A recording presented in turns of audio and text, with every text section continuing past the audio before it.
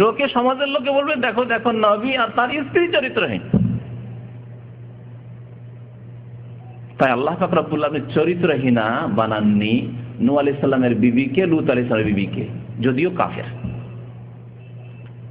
তো আল্লাহ পাক রব্বুল আলামিন রাসূলুল্লাহ সাল্লাল্লাহু আলাইহি ওয়াসাল্লামকে সৃষ্টির সেরা করেছেন, তার জন্য সৃষ্টির সেরা বিবি ও স্ত্রী আল্লাহ মনোনীত করেছেন।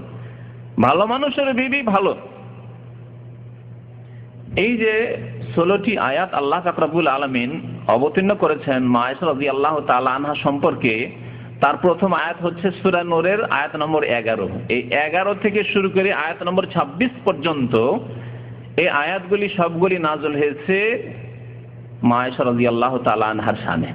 আল্লাহ পাক বলছেন ইন্নাল্লাযীনা জাউ বিল ইফকি, যারা এই মিথ্যা অপবাদ দিয়েছে, উসবাতুম মিনকুম, তোমাদের মধ্য থেকে এক দল, তারা মুনাফিক, মানে তোমাদের মাঝে ঢুকে আছে। তোমাদের মধ্যে থেকে মানে তারা মুসলিম নয়, কিন্তু ইসলাম কবুল করে বাহ্যিক তারা মুসলিম পরিবারে, মুসলিম সমাজে ঢুকে আছে, কলিমা পড়ে, নামাজও পড়ে, কিন্তু অন্তরের মুনাফিক, আল্লাহ বিশ্বাসী নয়, পরকালে বিশ্বাসী নয়, রাসূলে বিশ্বাসী নয়, কোরআনুল কারীমে বিশ্বাসী নয়, এসব বিশ্বাসী নয়। সেই জন্য যে কোনো সময় তারা বিশ্বাসঘাতকতা করেছে। ওদের মাঠে গিয়ে রাস্তা থেকে ফিরে এসছে 300 জনকে নিয়ে। এই মুনাফিকদের নেতা আব্দুল্লাহ বিন উবাই মুনাফিক। তো আল্লাহ বলছেন এরা তোমাদের মাঝে ঢুকে আছে, লা তাহসাবুহু শাররাল লাকুম। আল্লাহ বলছেন নবী করিম সাল্লাল্লাহু আলাইহি ওয়াসাল্লামকে এবং আবু বকর সিদ্দিককে, কারণ আবু বকর সিদ্দিকের মেয়ের উপর মিথ্যা অপবাদ, রাসূলুল্লাহ সাল্লাল্লাহু আলাইহি ওয়াসাল্লামের মুহতারামা বিবির উপর মিথ্যা অপবাদ, সাহাবায়ে কেরাম মুসলিম উম্মতের মা জননীর উপর, উম্মুল মুমিন, মুমিনদের মাতা আয়েশা রাদিয়াল্লাহু তাআলার উপর মিথ্যা অপবাদ। সুতরাং বড়ই দুঃখের বিষয়, কষ্টের বিষয়। আল্লাহ বলছেন লা তাহসাবুহু শাররাল লাকুম, এটাকে একেবারে অমঙ্গল মনে করিও না, খারাপ মনে করিও না, বরং এই বাহ্যিক অমঙ্গলে মঙ্গল রয়েছে। আল্লাহ এই কথা আমাদেরকে শিখিয়েছেন। তাহলে অনেক ঘটনায় বাহ্যিক খারাপ লাগলেও হয়তো আল্লাহর এতে রহস্য রয়েছে, আপনার এতে উপকার রয়েছে, ফায়দা রয়েছে আপনার। বাহ্যিক একটা অঘটন ঘটলো, খারাপ কিছু হইলো, আপনার ক্ষয়ক্ষতি হইল, কিন্তু এতে হয়তো অনেক উপকার রয়েছে যা আপনি জানেন না। আল্লাহু ইয়ালামু ওয়া আনতুম লা তা'লামুন, আল্লাহ পাক কোরআনে বর্ণনা করেছেন যে আল্লাহ সম্যক জ্ঞানী, কিন্তু তুমি জানো না, তুমি সীমিত জ্ঞান রাখো। আল্লাহ বলছেন তোমরা এটাকে মন্দ মনে করিও না, বাল হুয়া খায়রুল লাকুম, বরং এতে তোমাদের মঙ্গল রয়েছে। বহু মঙ্গলের মধ্যে সবচেয়ে বড় মঙ্গল যে আল্লাহ পাক রব্বুল আলামিন কোরআনে কারীমের তেলাওয়াত যা আমরা করছি, যা দিয়ে আমাদের নামাজ হচ্ছে, সেই আয়াতে কারিমা দিয়ে আল্লাহ সম্মানিত করেছেন, তার শানে আয়াতগুলি নাযিল করে সার্টিফিকেট দিয়েছেন রাসূলুল্লাহ সাল্লাল্লাহু আলাইহি ওয়াসাল্লামের মুহতারামা বিবি আয়েশা রাদিয়াল্লাহু তাআলা আনহাকে সার্টিফিকেট, কোরআনী সার্টিফিকেট। একটা কোম্পানির সার্টিফিকেট পেলে গৌরবে আর অহংকারে আমরা থাকতে পারি না কেউ। হ্যাঁ, যদি স্কুল কলেজ ইউনিভার্সিটির যদি কোনো ডিগ্রি হয় তাহলে তো গৌরবের শেষ নেই। মেডিকেলের যদি ইঞ্জিনিয়ারিং বা বড় কোনো প্রতিষ্ঠানে যদি একটা সার্টিফিকেট হয় তাহলে অহংকারের শেষ নেই। আল্লাহ পাকে স্বয়ং সার্টিফিকেট কোরআনুল কারীমের, এতে তোমাদের জন্য মঙ্গল রয়েছে। লিকুল্লি ইমরিইন মিনহুম মাকতাসাবা মিনাল ইসম, এবং প্রত্যেক ব্যক্তি যা পাপ করবে তার ফলাফল অবশ্যই পাবে। আল্লাহ বলছেন মুনাফিকরা মিথ্যা অপবাদ দিল, তার ফল অবশ্যই পাবে, তার জন্য যে পরিণাম তাদের খারাপ হবে দুনিয়াতে ও আখিরাতে অবশ্যই তারা পাবে। ওয়াল্লাযী তাওয়াল্লা কিবরাহু, আল্লাহ বলছেন এবং এই ক্ষেত্রে যেই ব্যক্তি মুখ্য ভূমিকা পালন করেছে মিথ্যা অপবাদ দেওয়ায়, যেই ব্যক্তি মুখ্য ভূমিকা পালন করেছে, অর্থাৎ ইবনে ওবাইয়ের সন্তান, রাইসুল মুনাফিকিন, মুনাফিকদের মদিনার নেতা, এই উম্মতের সবচেয়ে বড় মুনাফিক। আর সমস্ত মুনাফিক যারা বিশ্বাসের মুনাফিক, আকীদার মুনাফিক, তাদের সম্পর্কে আল্লাহ বলেছেন বিশেষ করে ইন্নাল মুনাফিকিনা ফিদ দারকিল আসফালি মিনান নার, মুনাফিকদের স্থান হচ্ছে জাহান্নামের একেবারে নিম্ন স্তরে। ফিদ দারকিল আসফালি মিনান নার, আসফাল মানে সর্বনিম্নে, জাহান্নামের সবচেয়ে নিম্ন স্তরে হচ্ছে জায়গা, স্থান মুনাফিকদের। ওয়ালান তাজিদা লাহুম নাসীরা, আর তাদের কোনো সাহায্যকারী আপনি পাবেন না, কোনো সুপারিশ পাবেন না, চিরকাল সেখানে জাহান্নামের একেবারে নিম্ন স্থানে বসবাস করবে। আর পৃথিবীতে তারা লাঞ্ছিত মুসলিম সমাজে। আল্লাহ পাক রব্বুল আলামিন তার জন্য বলছেন যে মহাশাস্তি রয়েছে এই মুনাফিক, ওয়াল্লাযী তাওয়াল্লা কিবরাহু, যেই ব্যক্তি এই মুখ্য ভূমিকা পালন করেছে এই মিথ্যা অপবাদ দেওয়ায়, তাদের জন্য রয়েছে কঠোর শাস্তি। আল্লাহ পাক রব্বুল আলামিন আরো বলছেন আয়াত নম্বর 23-এ, ইন্নাল্লাযীনা ইয়ারমুনাল মুহসানাতিল গাফিলাতিল মুমিনাত, নিঃসন্দেহে যারা মিথ্যা অপবাদ দিয়ে থাকে, কাকে? মুহসানাত, যারা সতী নারী, তাদেরকে সতী নারীদের সম্পর্কে সন্দেহ করে থাকে বা মিথ্যা অপবাদ দিয়ে থাকে, তাহলে বোঝা গেল যে মুসলিম নারীদেরকে প্রথমে সতী হইতে হবে, হায়া শরম লজ্জা থাকতে হবে, পর্দা থাকতে হবে। আর পর্দা করে না, রাস্তায় ঘুরে বেড়ায় খোলা মেলা, আর যেখানে সেখানে যায়, পুরুষদের সাথে যেখানে সেখানে গল্প করে, অবাধ মেলামেশাই থাকে, তাহলে তো সন্দেহের স্থানে পৌঁছে। আপনি যদি কোথাও সন্দেহের স্থানে যান, স্বাভাবিক সন্দেহ করবে মানুষ। তাই আল্লাহ পাক প্রথম কথা বলেছেন যে মুহসানাত, যারা সতী সাধ্বী, আল গাফেলাত, যারা সরল মনা, মনে কোন রকমের পাপ নেই, মনে পাপের ইচ্ছা পর্যন্ত নেই, আল গাফেলাত আল্লাহ বলেছেন। আল মুমিনাত, এবং ইমানদার। আল্লাহ তিনটি গুণ বর্ণনা করেছেন মুমিন নারীদের। এক তো হবে সতী, আর সরল মনা হবে 2, 3 নম্বর হচ্ছে তারা ইমানদার হবে। তাদের ওপর যদি কেউ মিথ্যা অপবাদ দেয় যে অমুকের মেয়ে খারাপ, অমুকের বোন খারাপ, অমুকের স্ত্রী খারাপ, এই যদি মিথ্যা অপবাদ দেয়, তাহলে শোনেন, শুধু নবী করিম সাল্লাল্লাহু আলাইহি সাল্লামের বিবিগণের জন্য না, তার মেয়েদের জন্য না, সাহাবী মহিলাদের জন্য শুধু নয়, তারা প্রথম স্থানে, এবং তাদের জন্য এই সার্টিফিকেট, তারা ছিলেন সতী। এই সার্টিফিকেট তাদেরকে আল্লাহ সার্টিফিকেট দিয়েছেন, তারা ছিলেন সরল মনা এবং তারা ছিলেন ইমানদার। কিন্তু এই উম্মতের যে কোনো মহিলা, যে কোনো মা বোনের মধ্যে এই ভালো গুণগুলি থাকবে। সতী তারা সরল মনা, মনে কোনো রকমের পাপের ইচ্ছা কল্পনা পর্যন্ত নেই, এবং তারা ইমানদার, পরহেজগার, নামাজি, পর্দানাসীন। লোয়াইনু ফিদ দুনিয়া ওয়াল আখিরা, যদি এইরকম কেউ মিথ্যা অপবাদ মুসলিম বোনদেরকে দেয়, তাহলে তাদের ওপর যারা মিথ্যা অপবাদ দেবে, যারা কুৎসা রটাবে, তাদের ওপর অভিসম্পাত রয়েছে, লানত রয়েছে, আল্লাহর রহমত থেকে বঞ্চিত তারা, দুনিয়াতেও, পৃথিবীতেও, ওয়াল আখিরা, আর আখিরাতেও, পরকালেও। ওয়ালাহুম আযাবুন আযীম, এবং তাদের জন্য রয়েছে মহাশাস্তি। কোন দিনের শাস্তি রয়েছে? আল্লাহ বলেছেন ইয়াউমা তাশহাদু আলাইহিম আলসিনাতুহুম, যেদিন তাদের জবান, জিহ্বা তাদের বিরুদ্ধে সাক্ষী দেবে। তাহলে যারা মিথ্যা কথা বলবে, যারা কারো কুৎসা রটাবে, যারা কারো উপরে মিথ্যা অপবাদ দেবে, যারা কারো সমালোচনা করবে, দোষ ত্রুটি খুঁজে বেড়াবে, তাদের বিরুদ্ধে তাদের জবান, জিহ্বা সাক্ষী দেবে। ওয়া আইদিহিম, তাদের হাতগুলি সাক্ষী দেবে তাদের বিরুদ্ধে। ওয়া আরজুলুহুম, তাদের পা সাক্ষী দেবে তাদের বিরুদ্ধে। আল্লাহ এই বিষয়টিকে কোরআন কারীমের কয়েকটি আয়াতে বলেছেন। তার মধ্যে এটি একটি সূরা নূরের আয়াত রয়েছে, আর রয়েছে সূরা ইয়াসিনে, আল ইয়াউমা নাখতিমু আলা আফওয়াহিহিম ওয়া তুকাল্লিমুনা আইদিহিম ওয়া তাশহাদু আরজুলুহুম বিমা কানু ইয়াকসিবুন। আল্লাহ বলছেন কাল কিয়ামতে, পরকালে মানুষের জবান বন্ধ করে দেওয়া হবে, জবান বন্ধ করে দেওয়া, বাক শক্তি ছিনিয়ে নেওয়া হবে, জিহ্বা দিয়ে, জবান দিয়ে কথা বলতে পারবে না।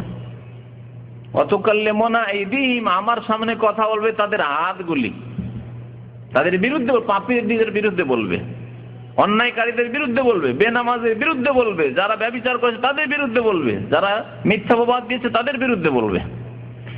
ওয়া তাশহাদু আরজুলুহুম, এবং তাদের পাগুলি তাদের বিরুদ্ধে সাক্ষী দেবে, বিরুদ্ধে সাক্ষী দেবে যে আমাকে ব্যবহার করেছে অন্যায় কাজে, পাপের কাজে, হারাম কাজে, নাজায়েজ কাজে, সাক্ষী দেবে প্রত্যেকটি মানুষের ক্ষেত্রে। সুতরাং আপনি এই পা যদি ব্যবহার করেন নাফরমানির কাজে, গুনহার কাজে, জুলম অত্যাচারের কাজে, তাহলে আপনার বিরুদ্ধে সাক্ষী দিবে আপনার পা, যার কত যে যত্ন করেছেন, পাকে ফাটতে দেননি, সেই জন্য গরমের দিনেও, বৈশাখ জ্যৈষ্ঠ মাসের গরমেও মোজা পরে থেকেছেন, থাকেন না অনেকে, পাকে একটু ফাটতে দিতে চান না। কত যে তার হেফাজত করেছেন, হাতটাকে যে কত হেফাজত করেছেন আপনি, জবানের যে কত হেফাজত করেছেন, আপনার দাঁতের যে কত হেফাজত করেছেন, শরীরের কত যে হেফাজত করেছেন, অঙ্গ প্রত্যঙ্গ আপনার বিরুদ্ধে সাক্ষী দেবে, আমার বিরুদ্ধে সাক্ষী দেবে। আল্লাহ পাক বলছেন বিমা কানু ইয়ামালুন, তাদের আমল সম্পর্কে। ইয়াউমাইযিন ইউওয়াফিহুমুল্লাহু দীনাহুমুল হক, সেই দিন আল্লাহ পাক রব্বুল আলামিন তাদেরকে পূর্ণ মাত্রায় প্রতিদান দেবেন, যে যেমন বদলা পায় তাই দেবেন। ওয়া ইয়ালামুনা আন্নাল্লাহু আল হাক্কুল মুবিন, এবং তারা সেই দিন ভালোভাবে জানতে পারবে যে আল্লাহ হচ্ছেন চিরসত্য, এবং সবকিছুই তিনি উদ্ঘাটনকারী, প্রকাশ করে দেবেন। সেই দিন রাজ ফাঁস হয়ে যাবে, সেই দিন যা গোপনীয় আছে তত্ত্বসাৎ তা ফাঁস হয়ে যাবে। অনেকে লুকিয়ে রেখেছেন নিজের জীবন বৃত্তান্ত, কত পাপ করেছেন, কত অন্যায় করেছেন, কত হারাম খেয়েছেন, হারাম কাজ করেছেন, মিথ্যা অপবাদ দিয়েছেন, জানেন মিথ্যা, সবগুলি সেই দিন ফাঁস হয়ে যাবে। আল্লাহ পাক তারপরে যখন আল খাবিসাতু লিল খাবিসিনা, যারা অপবিত্র মহিলা তারা উপযোগী কার জন্য? অপবিত্র পুরুষের জন্য, অপবিত্র পুরুষের জন্য। সুতরাং যেসব মহিলা হয়তো দাড়ি ভালোবাসে না, অনেক মহিলা আমাদের সমাজে আছে, অনেক যুবতীরা আছে যারা দাড়ি ভালোবাসে না, স্কুল কলেজ ইউনিভার্সিটিতে বাবা পড়িয়েছে, তারা দাড়িওয়ালা বিয়ে করবো না, দাড়ি রাখতে দেবো না, এরকম কত যে ঘটনা ঘটছে, কত যে ঘটনা। দাড়ি রাখতে দেবে না স্বামীকে, প্রতিবাদ, ঝড় তুফান চলছে বাড়িতে, দাড়ি রাখতে দেবে না। এই খবিস মহিলার জন্য উপযোগী হচ্ছে খবিস পুরুষ, নাপাক পুরুষ, সৎ নেক পুরুষ নয়। আল খাবিসাতু লিল খাবিসিন, আল্লাহ পাক বলছেন ওয়াল খাবিসুনা লিল খাবিসাত, এবং খবিস পুরুষ যারা, যারা অপবিত্র পুরুষ, যারা পাপিষ্ঠ পুরুষ, তাদের জন্য উপযোগী পাপিষ্ঠ মহিলা, পাপিষ্ঠ স্ত্রী।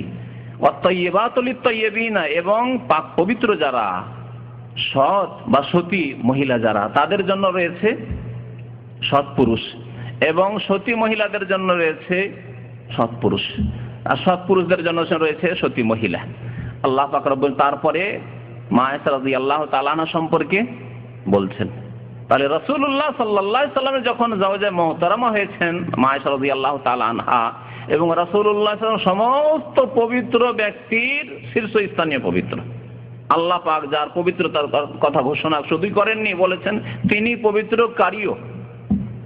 ওয়াল্লাযী বা'আসা ফিল উম্মিয়িনা রাসূলাম মিনহুম ইয়াতলু আলাইহিম আয়াতিহি ওয়া ইউযাক্কিহিম, তিনি নিজেই শুধু পবিত্র নয়, বরং তিনি রাসূল হয়ে এসেছেন তোমাদেরকে পবিত্র করার জন্য। আল্লাহ বলছেন ওয়া ইউযাক্কিহিম, তাদেরকে পবিত্র করার জন্য, তাদেরকে পরিষ্কার পরিচ্ছন্ন করার জন্য, পাপের রাস্তা থেকে, পাপ থেকে তাদের আত্মার পরিশুদ্ধির জন্য এসেছেন তিনি, তাদেরকে পবিত্রতা দান করেন। রাসূলুল্লাহ সাল্লাল্লাহু আলাইহি ওয়াসাল্লাম তার যখন জীবন সঙ্গিনী, তাহলে তিনিও তয়্যিবা, তয়্যিবা তয়্যিবের জন্য, পবিত্র নারী পবিত্র পুরুষের জন্য। উলাইকা মুবাররাউনা, তারপর আল্লাহ বলছেন সুতরাং ওই ওরা, অর্থাৎ মা আয়েশা রাদিয়াল্লাহু তাআলা আনহা এবং রাসূলুল্লাহ সাল্লাল্লাহু আলাইহি ওয়াসাল্লাম অন্যান্য বিবিগণ উম্মাহাতুল মুমিনিন মুবাররাউনা মিম্মা ইয়াকুলুনা, তাদের সম্পর্কে যেসব কথাবার্তা মুনাফিকরা বলে, সমালোচনা করে অথবা মিথ্যা অপবাদ দিয়ে থাকে, তা থেকে তারা নির্দোষী, মুক্ত, তাদের এসব পাপের সাথে কোনো সম্পর্ক নেই। লাহুম মাগফিরা, এবং তাদের জন্য রয়েছে আল্লাহর অশেষ মার্জনা, ওয়া রিজকুন কারীম, এবং সম্মানজনক আল্লাহর পক্ষ থেকে রিজিক উপজীবিকা রয়েছে। দুনিয়াতেও আল্লাহ পাক রব্বুল আলামিনের সম্মান রয়েছে, সার্টিফিকেট কোরআন কারীমের সম্মানিত করেছেন আল্লাহ সার্টিফিকেট দিয়ে, আর আখিরাতে রয়েছে তাদের জন্য মহা পুরস্কার, মার্জনা, এবং রয়েছে উত্তম রিজিক, উত্তম পাক পবিত্র উপজীবিকা। তো এই আয়াতগুলি ছিল, সংক্ষেপে বললাম, না হলে 16টি আয়াতের তাফসীর করা আজকে সম্ভব ছিল না, তাই কয়েকটি আয়াতের তাফসীর করলাম মা আয়েশা রাদিয়াল্লাহু তাআলা আনহা সম্পর্কে। যে আয়াতগুলি নাযিল হয়েছে সূরা নূরে, তার কিছু আয়াত।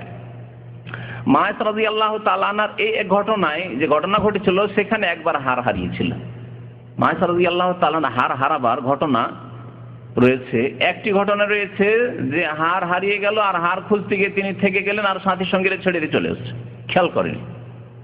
উটের ওপর যে হাওদাজ থাকে তাতে তিনি বসতেন, সবাই মনে করেছে আচ্ছা হালকা মানুষ, পাতলা মানুষ, কয়েকজন মিলে উঠিয়ে উটের ওপরে রেখেছে, মনে করেছে যে হয়তো ভিতরেই আছেন তিনি, আসলে উঠেননি, হার খুঁজতে গিয়ে আছেন। এসে দেখেন কেউ নেই, এই এক ঘটনা ঘটেছিল।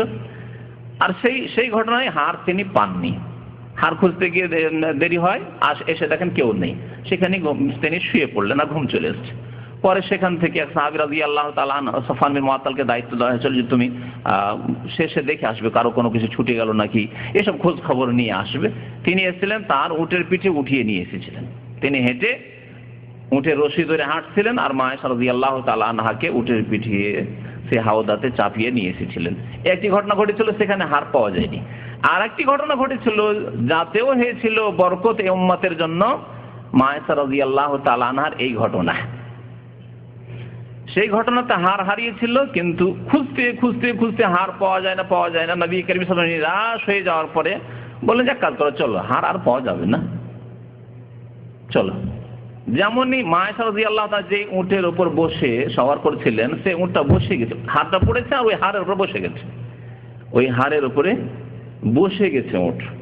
বুখারী শরীফে হাদিসে রয়েছে, হাদিসটি পরে শোনাচ্ছি, একটি অংশ শুধু, যে হাড়টি কেমন ভাবে পাওয়া গেল। ফাবাসনাল বাইরা, আমরা উটটাকে উঠাইলাম যে এখন চলো, আর পাওয়া যাবে না, হাড় পাওয়া যাবে না।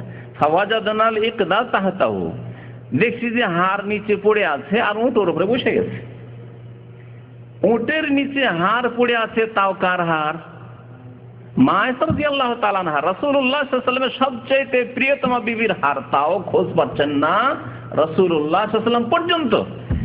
আর আমাদের দেশে বিদআতপন্থী যারা, রেজভি বলে নিজেদেরকে, বেরেলভি, যতগুলি পীরের তরিকতপন্থী, তারা বলে যে নবী সাল্লাল্লাহু আলাইহি ওয়াসাল্লাম আলেমুল গায়ব, সব গায়বের খবর জানে। তারা বলে যে নবী সাল্লাল্লাহু আলাইহি ওয়াসাল্লাম হাজির নাজির, যিনি আলেমুল গায়ব হবেন সারা বিশ্বের। এমনকি তারা বলছে জান্নাত জাহান্নামের খোঁজ খবর রাখেন, কে জান্নাতে কে জাহান্নামে তাও খোঁজ খবর রাখেন। তিনি উটের পেটের তলায় যে হাড় পড়ে আছে তার খোঁজ খবর রাখেন না? হ্যাঁ, বুখারী শরীফের হাদিস। দেখছেন কিভাবে উম্মতে মুসলিমাকে বিভ্রান্ত করে রেখেছে কবর পূজারীরা, বিদাতিরা, পীরপন্থীরা, যে নবীকে আলেমুল গায়ব বলে, নবীকে হাজির নাজির বলে। আর অনেকে এই জন্য কিয়াম মিলাদ করে যে নবী হাজিরে, নবী তশরিফ নিয়ে এসেছেন, অনেকে আবার চেয়ার রাখে। এসব আকীদা ওদের, যেগুলি শিরকি কুফরি আকীদা। আল্লাহকে বাদ দিয়ে কাউকে গায়বের আলেম, গায়ব সম্পর্কে জানেন, অদৃশ্য সম্পর্কে জানেন, এইরকম আকীদা রাখা হচ্ছে শিরকি আকীদা। এই শিরকি আকীদায় আমাদের ভারত, বাংলাদেশ, পাকিস্তানের বহু মানুষ, বরং অধিকাংশ মুসলিমরা লিপ্ত রয়েছে। তো এই ঘটনাটি শোনাই, যেটি আরেকটি বরকতের বিষয় মা আয়েশা রাদিয়াল্লাহু তাআলা আনহার জীবনে। আয়েশা রাদিয়াল্লাহু তাআলা আনহা বর্ণনা করেছেন যে খারাজানা মা রাসূলিল্লাহ সাল্লাল্লাহু আলাইহি ওয়াসাল্লাম ফি বাযি আসফারি, কোন এক সফরের আমি আল্লাহ রাসূল সাল্লাল্লাহু আলাইহি ওয়াসাল্লামের সাথে বের হইলাম। নবী সাল্লাল্লাহু আলাইহি ওয়াসাল্লামের তো একসাথে 9 বিবি ছিল মদিনায়। তো 9 বিবিকে তো একসাথে সফরে নিয়ে যাওয়া যাবে না, জিহাদের সফরেও নবী সাল্লাল্লাহু আলাইহি ওয়াসাল্লাম নিয়ে যেতেন। তো কিভাবে নিতে হবে? কোরা করতেন, অর্থাৎ যেটাকে আমাদের দেশের মানুষরা অনেকে লটারি করা বলে, কিন্তু লটারি বলা আসলে ঠিক না, কারণ লটারি আজকাল হারাম খেলছে মানুষ, জুয়া খেলাকে লটারি বলছে। ওটা হচ্ছে নাম বের করা, কয়েকজনের নাম লিখে নাম বের করা, বা হয়তো যেভাবে হোক না কেন, যে একজনকে নেব বা 2 জনকে নেব, এর মধ্যে যার নাম আসে। তো এইভাবে নবী করিম সাল্লাল্লাহু আলাইহি ওয়াসাল্লাম নিয়ে যেতেন। তো ওই সফরে মা আয়েশা রাদিয়াল্লাহু তাআলা আনহার নাম উঠেছিল। বাইদা নামক স্থানে বা জাতুল জেশ একটি জায়গার নাম ছিল, ওই স্থানে যখন পৌঁছেন, ইনকাতা ইকদুল্লি, মা আয়েশা রাদিয়াল্লাহু তাআলা বলছেন আমার একটি হাড় হারিয়ে গেল। আমার মা আয়েশা রাদিয়াল্লাহু তাআলা জীবনে এরকম হয়েছে, হাড় হারাইতে থেকেছে, শুধু 2 বার হাড় হারিয়েছে। ফাকামা রাসূলুল্লাহ সাল্লাল্লাহু আলাইহি ওয়াসাল্লাম আলা ইলতিমাসিহি, রাসূলুল্লাহ সাল্লাল্লাহু আলাইহি ওয়াসাল্লাম কোনো কথা বললেন না। আমাদের যদি হইতো কি করতেন? যদি মারধর নাও করতেন তো গালি গালাজের তো শেষ থাকতো না, আর ভর্ৎসনা লাঞ্ছনা করার তো শেষ থাকতো না, যে তুমি সর্বনাশ করো তুমি। হার যদি হারিয়ে দেয় আপনাদের বিবিরা, তো কি করবেন বলুন, চিন্তা করেন আপনি। যার একটু লবণ বেশি হলে কি যে করেন স্ত্রী, লবণ কম হয়ে গেলেই কি করেন, কখন একটু খাবার দাবারে লেট হয়ে গেলেই কি করেন, তাদের জন্য শিক্ষা রয়েছে এখানে। রাসূলুল্লাহ কোনো কথা বললেন না, কোনো তিরস্কার নয়, কোনো ভর্ৎসনা নয়, কোন রকমের অন্য কোনো কথা নয়। আচ্ছা, এটাও করলেন না যে যাও তোমার হারিয়েছে গেল, তোমার গেল, আমার তাতে কি, চলো খোঁজাখুঁজির দরকার নেই, তাও করলেন না। আর শুধু একা সফর না, কয়েক শত মানুষ সাথে, সাহাবায়ে কেরাম, তাদের সবাইকে থামিয়ে দিলেন যে না থামো, আয়েশা রাদিয়াল্লাহু তাআলা আমার বিবির হাড় হারিয়ে গেছে, হাড় খোঁজ করতে হবে। ফাকামা রাসূলুল্লাহ সাল্লাল্লাহু আলাইহি ওয়াসাল্লাম আলা ইলতিমাসি, হাড় খোঁজার জন্য অবস্থান করলেন, থামতে হবে এখানে, থেমে গেলেন, স্থগিত করলেন সফর, জার্নি। ওয়াকামান্না সুমাহু, লোকেরাও থেমে গেল, সবাই খোঁজাখুঁজি শুরু, গোটা মাঠে খোঁজাখুঁজি চলছে যে কোথায় পড়েছে। ওয়ালাইসু আলামা, আর এক মুসিবত হচ্ছে এমন এক জায়গায় গিয়ে হাড় হারিয়েছে যেখানে পানির কোনো ব্যবস্থা নেই, পানি নেই। নামাজের সময় আসলে ওযু করতে হবে, পানি পান করার জন্য তো প্রয়োজন হবে, হয়তো মশা কিছু থাকতে পারে, তাও নেই হয়তো, আর তারপরে ওযু, নামাজ পড়তে হবে।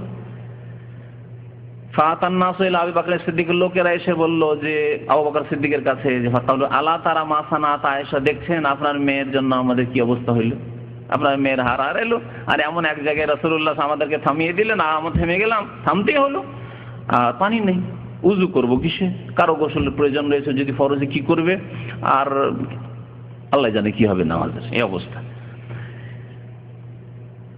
আকামাত বে রাসূলিল্লাহ সাল্লাল্লাহু আলাইহি ওয়াসাল্লাম ওয়ান নাস ওয়ালাইসা আলা মা ওয়ালাইসা মাহুম পান, নিজের সাথেও পানি ছিল না। এমনকি পানি তো ওখানে এলাকায় নেই, কিন্তু নিজের সাথেও পানি ছিল না।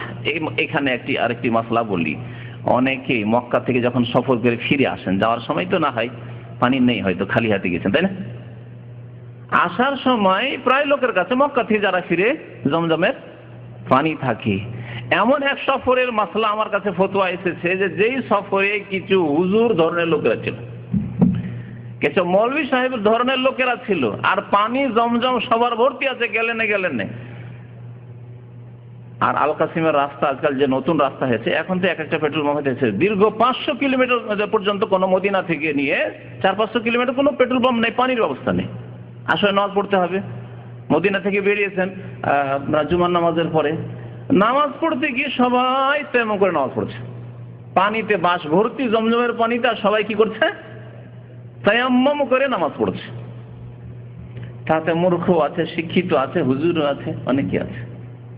কত ভুল মানুষ, ব্রেন এই পর্যন্ত জানে না যে পানি তো আমাদের কাছে আছে। আল্লাহ কোরআনে কি বলেছেন? ফালাম তাজিদু মান, যদি পানি না পাও, আপনি পানি পান না, আপনার জমজমটা পানি নয়, জমজম শুধু পান করার জন্য, উজু করা যাবে না, বিনা উজুতে নামাজ পড়বেন আপনি, হবে না, নামাজ হবে না। পানি থাকা সত্ত্বেও কেউ যদি উজু করে না তায়াম্মুম করে, তাহলে নামাজ হবে না। এটা তো মাসলা জমজমের হইল। আর মাসলা শুনবেন আমাদের দেশে জাহেল মূর্খদের ফতোয়া না বিদাতি আলেমদের ফতোয়া, আল্লাহ জানে এই ফতোয়া আছে যে জানাজার নামাজ ধরার জন্য, দেখছেন জানাজার নামাজ শুরু হয়ে গেছে, বা ঈদের নামাজ শুরু হয়ে গেছে, জুমার নামাজ শুরু হয়ে গেছে, আর নামাজ ছুটে যাবে। তাহলে কি করে তারা? দৌড় দিকে তেমন করে হাজির হয়ে গেল জুমার মসজিদে, ঈদের নামাজে, আর ওই জানাজার নামাজে।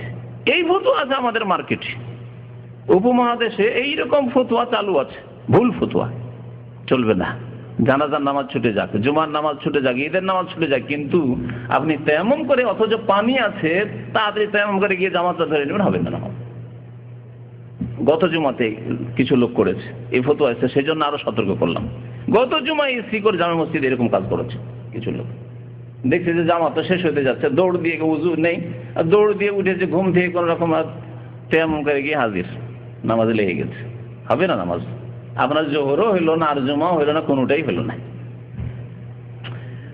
তো আবু বকর সিদ্দিক রাদিয়াল্লাহু তাআলা আনহু আসলেন রাসূলুল্লাহ সাল্লাল্লাহু আলাইহি ওয়াসাল্লামের কাছে। মা আয়েশা রাদিয়াল্লাহু তাআলা আনহা ওখানে আছেন।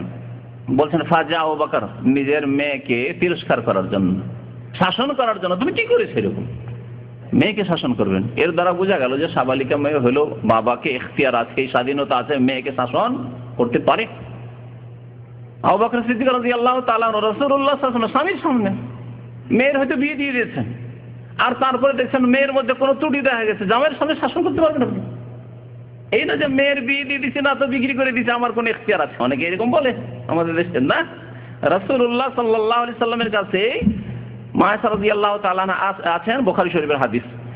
আর ওয়াদিউন রাসাহু আলা ফাখিদি, মা আয়েশা রাদিয়াল্লাহু তাআলা বলছেন যে আমার রানের উপর রাসূলুল্লাহ সাল্লাল্লাহু আলাইহি ওয়াসাল্লাম মাথা দিয়ে বালিশ বানিয়ে শুয়ে আছেন। সে অবস্থা আমার আব্বা আসছেন, আসার পরে আমাকে তিরস্কার করা শুরু করেছেন। আর এমনকি নবী সাল্লাল্লাহু আলাইহি ওয়াসাল্লামকে ঘুমও চলে এসেছে। হাবাসতে রাসূলুল্লাহ সাল্লাল্লাহু আলাইহি ওয়াসাল্লাম ওয়ান নাস, আল্লাহ রসুলকে এবং সমস্ত মানুষকে তুমি এখানে থামিয়ে দিয়েছো, হারিয়ে দিয়ে এরকম কাজ করেছো তুমি। ওয়ালাইসু আলা মাইন ওয়ালাইসা মাহুম পান, তাদের কাছেও পানি নেই, আর এমন এলাকাতে অবস্থান আমাদের করতে হয়েছে, বাধ্য হয়েছে, যেখানে কোনো পানির ব্যবস্থা নেই। ফাকালাত আয়েশা, মা আয়েশা বলছেন ফাআতাবানি আবু বকরিন, আমার পিতা আবু বকর আমাকে খুব শাসন করলেন, টমক খুব দিলেন। ওয়াকালা মাশাআল্লাহ ইয়াকুলু, যা ইচ্ছা মনে এলো, কিন্তু অশ্লীল কথা নাই। মনে যা আসলো তাই বললেন, কিন্তু অশ্লীল কথা নয়। রাসূলুল্লাহ সাল্লাল্লাহু আলাইহি ওয়াসাল্লামের সাহাবায়ে কেরামগণ অশ্লীল কথা বলতেন না। মুমিন অশ্লীল কথাবার্তা বলে না। নবী সাল্লাল্লাহু আলাইহি ওয়াসাল্লাম বলেছেন লাইসাল মুমিনু ফাহিশান ওয়ালা লাআনান, মুমিন কোন সময় অশ্লীল কথা বলতে পারে না, ফাহিশ কথাবার্তা বলতে পারে না, অকথ্য ভাষা বলবে না। তবে শাসন করার মার্জিত ভাষা রয়েছে, সে মার্জিত ভাষা দিয়ে শাসন করবেন। অনেকেই শাসন করতে গিয়ে আবার এইসব খেয়াল থাকে না, অশ্লীল অকথ্য ভাষাবার্তা বলে। শুধু তাই নয়, আবু বকর সিদ্দিক রাদিয়াল্লাহু তাআলার হাতে একটা লাঠি ছিল, লাঠি দিয়ে একটা হোড়াও দিয়েছে। মা আয়েশা রাদিয়াল্লাহু তাআলা আনহাকে বলছেন ওয়াজাল ইয়াতানানি বিয়াদি খাসরিতে, আমার কোমরে একটা ওড়াও দিয়েছে, তুমি কি করলে এরকম? কিন্তু রাসূলুল্লাহ সাল্লাল্লাহু আলাইহি ওয়াসাল্লাম যেহেতু শুয়ে আছেন, আরাম করছেন, বিশ্রাম করছেন, তাই না হলে আমি লাফ দিয়ে উঠতাম। মা আয়েশা বলছেন যে রাসূলুল্লাহ সাল্লাল্লাহু আলাইহি ওয়াসাল্লাম যদি আমার রানে মাথা দিয়ে শুয়ে না থাকতেন তাহলে আমি মনে হয় লাফ দিয়ে উঠতাম আমার আব্বার ভয়ে, আর আমার আব্বার ওই লাঠির হুড়াই। কিন্তু আল্লাহ রাসূল যেহেতু শুয়ে আছেন তাই আমি কোন রকমের হরকত করলাম না। ফাকামা রাসূলুল্লাহ সাল্লাল্লাহু আলাইহি ওয়াসাল্লাম হিনা আসবাহা আলা গায়রি মা, রাসূলুল্লাহ সাল্লাল্লাহু আলাইহি ওয়াসাল্লাম জাগলেন, ঘুম ভাঙলো, দেখলেন যে কোনো পানির ব্যবস্থা নেই আর নামাজের সময় হয়ে গেছে। নামাজের সময় হয়ে গেছে, পানির ব্যবস্থা নেই, তায়াম্মুমের হুকুম এখনো নাযিল হয়নি, কারণ কোরআন কারীমের আয়াত তো ধীরে ধীরে নাযিল হচ্ছে দীর্ঘ 23 বছর ধরে। তখনও এই সফর পর্যন্ত চতুর্থ হিজরির ঘটনা ছিল, আর কারো কারো মতে তারপরে ছিল পঞ্চম বা কিছু। তো চতুর্থ হিজরির এই ঘটনা ছিল যাতে তায়াম্মুমের হুকুম প্রথম নাযিল হচ্ছে। নামাজের সময় হয়ে গেছে, যেখানে মুশকিল সেখানে আসান, ইন্না মাআল উসরি ইউসরা। আল্লাহ পাক আমপারা একটি ছোট্ট সূরা বলেছেন যেখানে কঠিন সেখানে আল্লাহ সহজ করবেন। পানির ব্যবস্থা নেই আর তায়াম্মুমের বিধান নেই, এখন যদি পানির ব্যবস্থা না থাকে তো আপনার জানা আছে যে তায়াম্মুম করে নেব, তখন সেটাও জানায় নামাজ পড়তে হবে। কি করে নামাজ পড়বো, পেরেশান রয়েছেন সাহাবায়ে কেরাম। বলছেন মা আয়েশা রাদিয়াল্লাহু তাআলা আনহা ফাআনজালাল্লাহু আয়াতাত তায়াম্মুমে, তায়াম্মুমের আয়াত আল্লাহ পাক নাযিল করলেন। তায়াম্মুমের আয়াত সূরা মাইদা রয়েছে, আও লামাসতুমুন নিসা ফালাম তাজিদু মাআন ফাতায়াম্মামু সাঈদান তাইয়্যিবা। আল্লাহ বলছেন যে তোমাদের কাছে যদি পানি না থাকে, পানি না পাও, পানি না থাকে, অথবা পানি আছে কিন্তু পানির ব্যবহারে অক্ষম, দুইটি ক্ষেত্রে পানি আছে কিন্তু পানি ব্যবহার করতে পারছে না, পানি ব্যবহার করলে আপনার প্রাণনাশ হতে পারে অথবা রোগ বেড়ে যেতে পারে। শুধু প্রাণনাশ হওয়ার ক্ষেত্রে অনেক সময় দেখা যাচ্ছে যে হয়তো মরে যাবেন না পানি ব্যবহার করলে, গোসল করলে বা ওযু করলে, কিন্তু রোগ বেড়ে যাবে অথবা রোগের যে চিকিৎসা চলছে তার আরোগ্য হতে বিলম্ব হবে, এই মাসলার ক্ষেত্রেও। তো আল্লাহ পাক তায়াম্মুমের আয়াত না ফাতায়াম্মামু সাঈদান তাইয়্যিবা, তোমরা পাক মাটি দ্বারা, পবিত্র মাটি দ্বারা তায়াম্মুম করে নাও। উসাইদ বিন হুযায়র রাদিয়াল্লাহু তাআলা আনহু আনসারী সাহাবী ছিলেন, প্রখ্যাত সাহাবী। তিনি আসলেন আবু বকর সিদ্দিকের কাছে আয়াত শোনার পরে, তায়াম্মুমের মাসলা জানতে পারলেন। আসছেন আবু বকরের কাছে সুসংবাদ নিয়ে এসে বলছেন মা হিয়া বিআউয়ালি বারাকাতিকুম ইয়া আলা আবি বকর, হে আবু বকর সিদ্দিক রাদিয়াল্লাহু তাআলা আনহু, আপনার বংশের এটি প্রথম বরকত না, আপনাদের মাধ্যমে অনেক আমরা বরকত পেয়েছি। এর আগে বহু আয়াত নাযিল হয়েছে আপনাদের সম্পর্কে, আর আজকেও এই তায়াম্মুমের বিষয় সম্পর্কে আমরা জানতে পারলাম। হার না হারালে হয়তো তায়াম্মুমের মাসলা আল্লাহ তখন নাযিল করতেন না, প্রয়োজনই হইতো না। তাহলে হার হারিয়ে যাওয়া বাহ্যিক তো খারাপ, এতগুলি লোক এক জায়গায় থেমে যাওয়া আর পেরেশান হয়ে যাওয়া পানির জন্য বাহ্যিক তো কষ্টকর বিষয়, কিন্তু যেখানেই কষ্ট হলে সেখানে আল্লাহ পাক তায়াম্মুমের একটি বিধান এমন নাযিল করে দিলেন যে কিয়ামত পর্যন্ত মুসলিম জাতির পবিত্রতা অর্জনের সমস্যা যে রয়েছে তার সমাধান। পানি না থাকলে আল্লাহ পাক এই সমস্যার সমাধান নাযিল করে দিলেন। তো এই ছিল মা আয়েশা রাদিয়াল্লাহু তাআলা আনহার একটি বরকত, যা উসাইদ বিন হুযায়র রাদিয়াল্লাহু তাআলা আনহু বলছেন। কাল ওই অংশটুকু এখন শোনা, একটু আগে বললাম না যে হার পাওয়া গেছিল কোথায়, হার খুঁজতে খুঁজতে খুঁজতে পেরেশান। বলছেন ফাবা কালাত, মা আয়েশা বলছেন যে নিরাশ হয়ে যাওয়ার পর আল্লাহ রাসূল বলছেন আর হার পাওয়া যাবে না আয়েশা, চলো ফাবাসনাল বাইরা, উটটিকে উঠালাম যে এখন উটের পিঠে চেপে সফর শুরু করতে হবে। আল্লাযী কুনতু আলাইহি, যেই উটের পিঠে আমি সওয়ার ছিলাম, চেপেছিলাম, সেই উটটিকে উঠানো হলো। ফাআসাফনাল ইকদা তাহতাহু, সেই হারটিকে সেই উটের নিচেই পেলাম, পড়েছিলাম সেখানে, আর গোটা মাঠে খোঁজাখুঁজি চলছে। তাহলে নবী করিম সাল্লাল্লাহু আলাইহি সাল্লাম গায়েব জানতেন না, তার সাহাবারা গায়েব জানতেন না। আল্লাহর নবীর পরে এই উম্মতের সবচেয়ে বড় ওলি যদি হন আবু বকর সিদ্দিক রাদিয়াল্লাহু তাআলা আনহু, নারীদের মধ্যে যদি সবচেয়ে বড় ওলি হন তাহলে আয়েশা রাদিয়াল্লাহু তাআলা আনহা, তাই না? খাদিজা রাদিয়াল্লাহু তাআলা আনহা। এই সফরে আয়েশা রাদিয়াল্লাহু তাআলা মওজুদ আছেন। রাবিয়া বসরি গায়েব জেনে নিল বিদআতপন্থীদের, হ্যাঁ, আর শাহজালাল গায়েব জেনে নিল ইবনে বতুতা নাকি গিয়েছিল মরক্কো থেকে এসে দিয়ে আসামে হারিয়ে গিয়েছিল। আর এই বক্তব্য আপনাদের বড় বক্তা সাহেবও করেছেন, আর বাংলাদেশে অনেক বক্তারা কিসসা শুনিয়ে থাকেন, মিথ্যা কেসা, শিরকি কেসা শুনিয়ে থাকেন। আর তখন তো বন জঙ্গল না, কোন রকমের যান্ত্রিক সভ্যতা ছিল না, টেলিফোন ছিল, এমনকি ট্রেন বাসও ছিল না। বনে জঙ্গলে ইবনে বতুতা হারিয়ে গেছে, শাহজালাল কেমন করে গায়েব জেনে নিল? শাহজালাল তার মুরিদানদেরকে বললো যে যাও যাও, ইবনে বতুতা সুদূর মরক্কো থেকে, পশ্চিম আফ্রিকা থেকে এসেছে, সে এসে হারিয়ে গেছে, যাও আসামের জঙ্গলে হারিয়ে গেছে, তাকে উঠিয়ে নিয়ে এসো। আবার গিয়ে খুঁজেও পেলেন, কেমন করে যোগাযোগ করলেন? শিকোতেই যদি দুই ভাই থাকেন, দুই বন্ধু থাকেন, একজন এইদিকে আরেকজন ওইদিকে, খুঁজেই পাবেন না যদি আপনাদের কাছে মোবাইল টেলিফোন ব্যবস্থা না থাকে, ঠিক কিনা? তাহলে কোথায় সিলেট থেকে গিয়ে আসামের জঙ্গল থেকে ইবনে বতুতাকে কি করে খুঁজে নিয়ে এলো মুরিদানরা? এগুলি শিরকি ঘটনা নয়? এক তো শাহজালাল জেনে এলো গায়েব, তারপরে এই মুরিদানরা গিয়ে জেনে এলো যে কোথায় আছে, তারপর আবার উদ্ধারও করতে পারলো। এইসব কিচ্ছা কাহিনী আমাদের সমাজে খুব চালু আছে। অথচ উটের নিচে হাড় পড়ে আছে, তার খোঁজ খবর নেই। রাসূলুল্লাহ জানতে পারছেন না, আল্লাহর ওলিরা, শ্রেষ্ঠ ওলিরা, আবু বকর সিদ্দিক জানতে পারছেন না, সাহাবায়ে কেরাম জানতে পারছেন না। মায়েশা রাদিয়াল্লাহু তাআলা আনহার স্বামী স্ত্রীর জীবনে যেসব ঘটনা হইতো, স্বামী স্ত্রীর জীবনে যতই বড় ব্যক্তি হন না কেন, কিছু হতে পারে, কিন্তু জি চরিত্রবান হইতে হবে।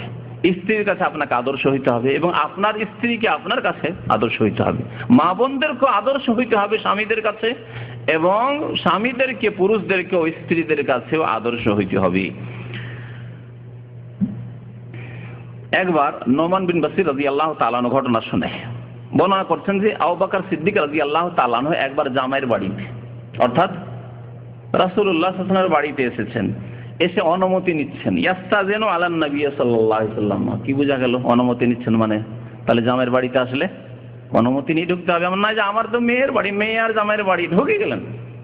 গ্রামের যে কাউরি বাড়ি, আমাদের দেশের মানুষরা বিয়াদবি করে ঢুকে যায়, তো জামাইয়ের বাড়িতে ঢুকতেই পারে, শ্বশুর বাড়িতে ঢুকতে পারে। শ্বশুর বাড়িতে শুধু আপনার স্ত্রী আছে, আর আপনার স্ত্রী থাকলেও যদি এমন কোন অবস্থায় থাকে যে অবস্থায় আপনাকে দেখলে ভালো লাগবে না, তো এটি ভালো কি?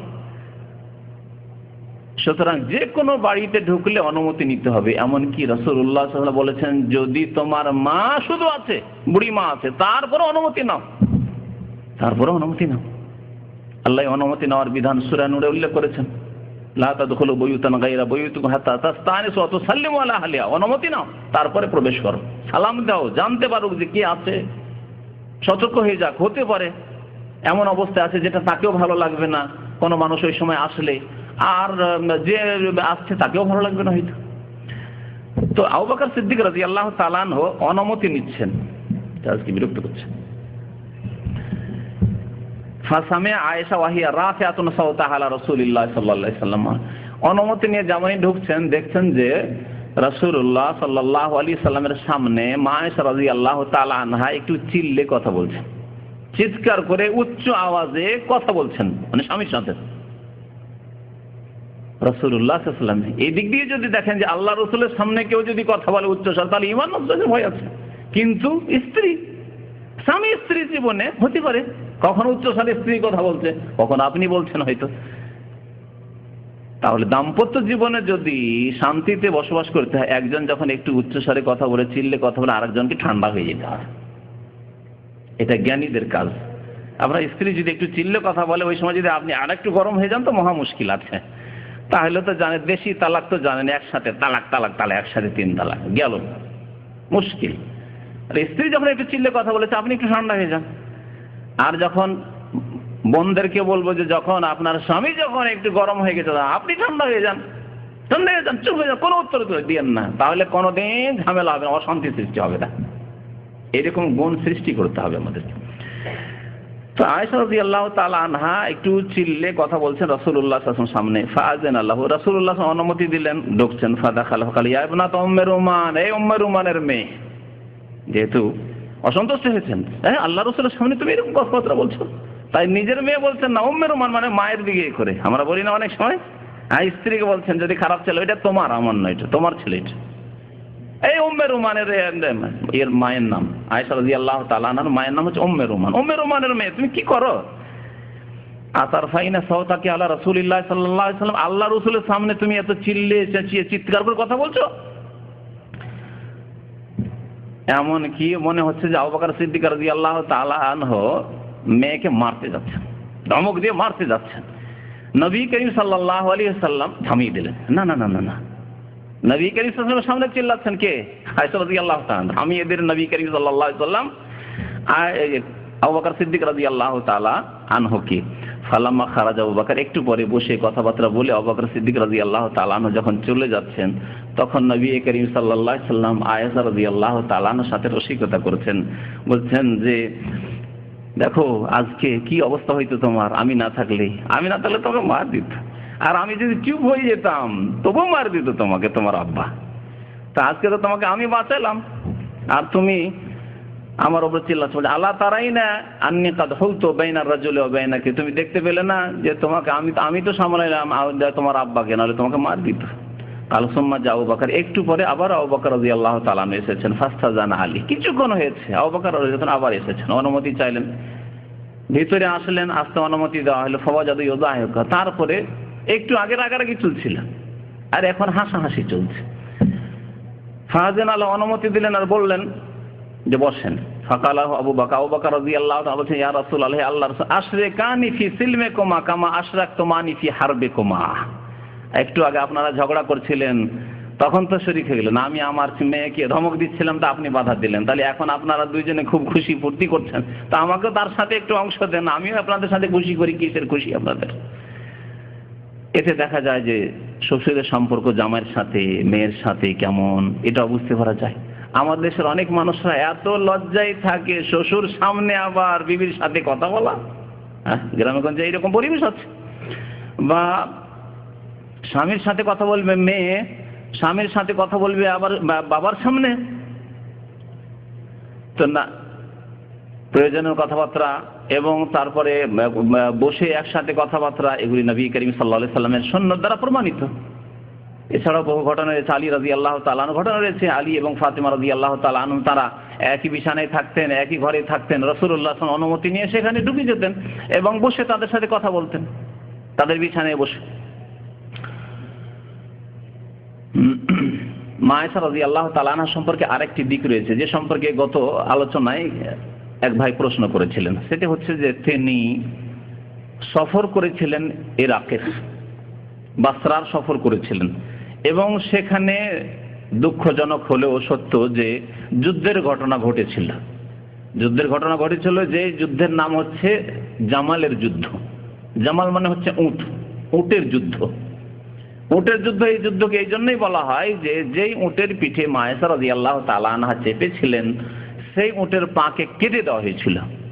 পাকে কেটে দেওয়া হয়েছিল যাতে উটটি বসে যায় আর সামনের দিকে না বাড়ে আর যুদ্ধ বন্ধ হয়ে যায়। এই যুদ্ধ সম্পর্কে বলতে গেলে যথেষ্ট সময় প্রয়োজন আছে, শুধু আসল বিষয়টি বলছি যে মা আয়েশা রাদিয়াল্লাহু, প্রথম কথা সংশয়, কারণ প্রশ্নকারী প্রশ্ন করেছিলেন যে আয়েশা রাদিয়াল্লাহু তাআলা আনহা যুদ্ধের নেতৃত্ব দিয়েছেন, কথাটি ভুল, মিথ্যা কথা। তিনি নেতৃত্ব দিতে যাননি, তিনি গিয়েছিলেন মীমাংসা করার জন্য। মীমাংসায় জ্ঞানী গুণী বিচক্ষণ যোগ্যতম যদি মহিলা থাকে আর কোনো মীমাংসায় অংশ নেই, তাদের মাধ্যমে মীমাংসা হওয়ার সম্ভাবনা থাকে, তার মীমাংসা করবে। আপনার দুই ভাই যদি ঝগড়া হয়, আব্বার ইন্তেকাল হয়েছে আর আপনার আম্মা মীমাংসা করতে পারবে নাকি? আপনার আম্মা যদি মীমাংসা করতে পারে, তো সমস্ত মুমিনদের আম্মা আয়েশা রাদিয়াল্লাহু তাআলা আনহা, তিনি কি মীমাংসা করতে পারেন না? মীমাংসা যেতে পারেন না? তাহলে তিনি যে মদিনা থেকে সফর করেছিলেন অনেক সাহাবায়ে কেরামের পরামর্শে, যদিও এই সফরে তিনি দুঃখিত পরে হয়েছিলেন এবং তিনি এই ভুল অনুভব করেছিলেন যে রাসূলুল্লাহ সাল্লাল্লাহু আলাইহি ওয়াসাল্লামকে এটি পছন্দ ছিল না, সেজন্য ভবিষ্যৎবাণী একটি ছিল যা শোনাবো আপনাদেরকে। কিন্তু এই সফর হয়ে গেছিল ইজতিহাদ করে, যে তিনি আশা করেছিলেন যে আমি যদি এই সফর করে যাই তাহলে বড় একটি মীমাংসা হয়ে যাবে, আর মীমাংসা হয়ে যাওয়া ভালো।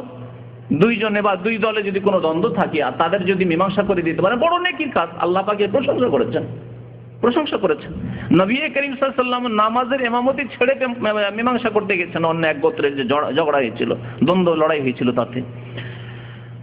তো মা আয়েশা রাদিয়াল্লাহু তাআলা নেতৃত্ব দিতে যাননি যে আমাদের দেশের মহিলারা নেতৃত্বের জন্য দলিল পেশ করবে বা তাদের ভক্তরা, তাদের দলের অনুসারীরা, তারা মনে করবে যে মহিলাদের নেতৃত্ব রয়েছে। বৃহৎ নেতৃত্ব মহিলাদের নেই, মনে রাখেন। বৃহৎ নেতৃত্ব বলেছি, অর্থাৎ দেশের নেতৃত্ব, ডিস্ট্রিক্টের নেতৃত্ব, বড় ধরনের নেতৃত্ব, জাতির নেতৃত্ব, এইরকম নেতৃত্ব নেই। তবে ছোটখাটো নেতৃত্ব আছে, যেমন আপনার বাড়িতে আপনার আব্বা নাই, আপনার আম্মা আর 10 ভাই আছেন, বোন আছেন, তাদের দেখাশোনা করছেন, তাদের খরচ খরচা দেখাশোনা, নেতৃত্ব তো এই নেতৃত্ব আছে। এইরকম ছোটখাটো নেতৃত্ব যদি থাকে, দেখা যায় যে গ্রামের মহিলাদের কোনো একটা সমিতি রয়েছে, তার একজন মহিলাকে মালিক বানানো হয়েছে, অসুবিধা নেই। তো মহিলাদের যেখানে ইসলামের নেতৃত্ব নেই, অর্থাৎ বৃহৎ নেতৃত্ব নেই, ইমামাতে উজমা যেটিকে বলা হয়, অর্থাৎ দেশ শাসন করা, রাষ্ট্র পরিচালনা করা, এই নেতৃত্ব নেই। নবী করিম সাল্লাল্লাহু আলাইহি ওয়াসাল্লাম বলেছেন, লা ইউফলিহু কওমুন ওয়াল্লাহু আমরাহুম ইমরা, ওই জাতি কোনোদিন মুক্তি পাবে না, রেহাই পাবে না, শান্তি পাবে না, যে জাতির নেতৃত্ব দেবে, দেশের নেতৃত্ব দেবে, উম্মতের নেতৃত্ব দেবে মহিলা। এই কথা বলেছেন নবী করিম সাল্লাল্লাহু আলাইহি ওয়াসাল্লাম। এই জন্য সবসময় আমি বলি যে বৃহৎ নেতৃত্ব ইসলামে নেই, বড় নেতৃত্ব নেই, ছোটখাটো নেতৃত্ব মহিলাদের অসুবিধা নেই। যদি মহিলাদের ক্ষেত্রে মহিলা মাদ্রাসার প্রিন্সিপাল, মহিলা মাদ্রাসার হেডমিস্ট্রেস, মহিলা কলেজের হেডমিস্ট্রেস বা প্রিন্সিপাল ইত্যাদি হতে পারে। একটা মহিলা ইউনিভার্সিটি যদি হয়, আর তার যদি আপনার ভাইস কি বলে প্রিন্সিপাল কি বলে যেটাকে ভাইস চ্যান্সেলর হয়, হতে পারে, কোনো অসুবিধা নেই। তো আয়েশা রাদিয়াল্লাহু তাআলা মীমাংসা করতে গিয়ে, মীমাংসা কিসের ছিল এই বিষয়টি সংক্ষেপে বলি। মীমাংসা এই ছিল যে উসমান রাদিয়াল্লাহু তাআলা আনহুকে বিদ্রোহীরা এসে মিশর থেকে, বিভিন্ন দেশ থেকে এসে, আর কিছু লোক ভুল বিভ্রান্ত হয়ে গেছিল, ভুল বুঝেছিল, দিয়ে তারা শহীদ করে দিয়েছিল মদিনায়। এই উসমান রাদিয়াল্লাহু তাআলা তৃতীয় খলিফা, রাসূলুল্লাহ সাল্লাল্লাহু আলাইহি ওয়াসাল্লামের 2 মেয়ে আল্লাহ রাসূল তাকে দিয়েছিলেন জামাই, এত প্রিয় জামাই, তাকে শহীদ করেছেন হজের মৌসুমে। লোকজন নাই মদিনায়, শহীদ করে দিয়ে চলে গেল এই বিদ্রোহীরা। মুনাফিকদের চক্রান্ত, আব্দুল্লাহ বিন সাবা মুনাফিক, ইহুদি ছিল, ইহুদি ইসলাম গ্রহণ এই জন্য করেছিল যে এইভাবে যাতে করে ইসলামের ক্ষতি করা যায়। খলিফাকে প্রথম সে শহীদ করালো এই মুসলিম বিদ্রোহীগুলিকে দিয়ে, উৎসাহিত করে, এদেরকে প্ররোচিত করে, এই করো, এই অন্যায় করছে, এই করছে। আসলে সবগুলি কথা ভিত্তিহীন ছিল। উসমান রাদিয়াল্লাহু তাআলা আনহুর এই রক্তের প্রতিশোধ নেওয়া হলো না, কেসাস হলো না। আলী রাদিয়াল্লাহু তাআলা খলিফা হয়ে গেছেন, কিন্তু কেসাস না হচ্ছে না। আলী রাদিয়াল্লাহু তাআলা কি করে এই মুনাফিকরা, আলী রাদিয়াল্লাহু তাআলা বা মুনাফিকদের যারা ষড়যন্ত্রের শিকার হয়েছিল, তার আলী রাদিয়াল্লাহু তাআলার পিছনে আছেন, আপনার ভক্ত, আপনার আনুগত্য করি আমরা, প্রতিশোধ নেওয়া যাচ্ছে না। মুআবিয়া রাদিয়াল্লাহু তাআলা ওইদিকে তিনি বলছিলেন যে প্রতিশোধ নেওয়া হোক, তারপরে আমি আনুগত্য করব। আলী রাদিয়াল্লাহু তাআলা বলছেন যে আমি কার কাছে প্রতিশোধ নেব, আমার হাত তো মজবুত করো, তোমরা যদি এদিকে দূরে থাকবে, সরে থাকবে, আর এরা এতগুলি দল ভারী হয়েছে যে আমাকেই এরা অপদস্থ করতে প্রস্তুত রয়েছে, আমাকে কখন খুন করে দেবে উসমানের মতো, তাহলে কেমন করে আমি প্রতিশোধ নেব, কেসাস নেব, তাহলে শক্তিশালী করো। যুক্তি আলী রাদিয়াল্লাহু তাআলা খুব মজবুত ছিল, কিন্তু তাদের ইজতিহাদ ছিল। আয়েশা রাদিয়াল্লাহু তাআলা এই জন্যই গিয়েছিলেন যে ওখানে গিয়ে আলী রাদিয়াল্লাহু তাআলাকে বাধ্য করবো যে কেসাস না হোক, ওই দেশে লুকিয়ে আছে ওরা।